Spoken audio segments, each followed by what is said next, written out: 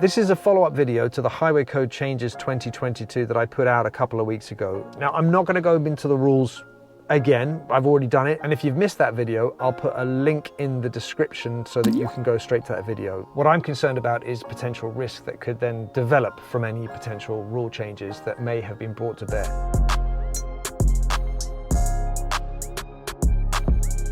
I also want to talk about why I think revisions are definitely needed. These new rules, again, not really a problem with the whole concept and idea within these new rules. And when I talk about new rules, I'm talking specifically in this video about the pedestrian priority. There just needs to be certain clarity around the wording. I've spoken to a couple of driving examiners, and what I'm getting from that discussion is even the DVSA are potentially struggling with the lack of clarity, the vagueness of the new rules. So there is that to consider. But I did get a few quite interesting points out of that discussion, which I want to share with you today. So the words should and must, which is what I highlighted quite strongly in the last video. Must is law, should is advisory, but could be used as evidence against you in a court of law. The two driving examiners that I spoke to, I cannot name names, and they're not supposed to talk to us directly. Everything comes from a head office, but I need clarity when I'm taking pupils to test how things are going to be assessed. I highlighted a couple of points with the driving examiner. It was mainly about roundabouts. In particular, my exit from a roundabout. If I'm approaching a roundabout and there's a pedestrian waiting to cross, I can easily give way. That's not a problem. It's when I'm looking to exit the roundabout that I have an issue. If I'm on a mini roundabout and I have to stop and a car is coming from my left-hand side and they collide into me, I can see that as being quite dangerous. But the way the driving examiners are putting it is this. Again, using the words should and must, you're looking at driver faults primarily. If you're turning into and out of a junction and you do not give way to a pedestrian that's waiting to cross, you're going to be looking at a driver fault as opposed to a serious fault. If the pedestrian steps foot into the road, you now have a serious fault. As per the highway code rules for you, the general public, if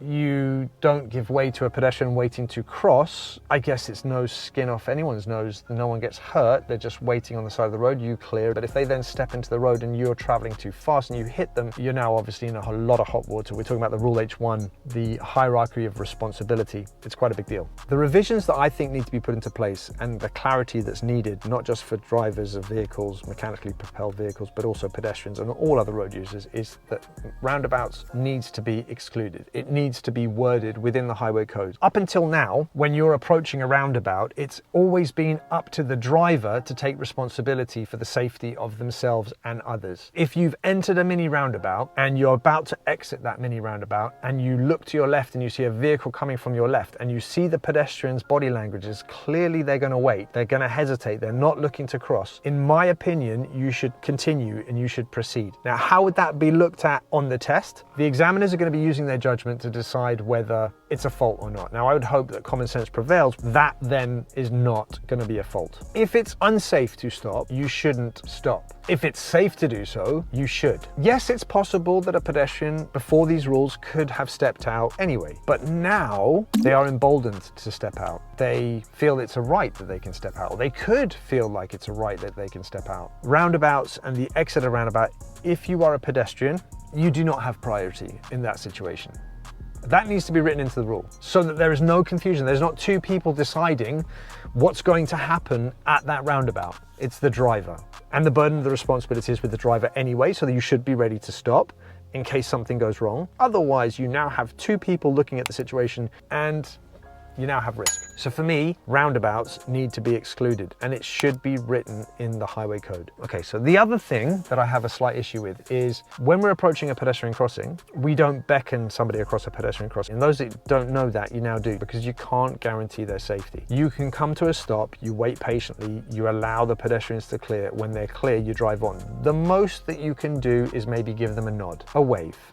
That's it. But any beckoning, you might encourage them to rush. And if they rush, they may not do their observations properly and somebody coming from the other direction could hit them, and then that's obviously dangerous for them.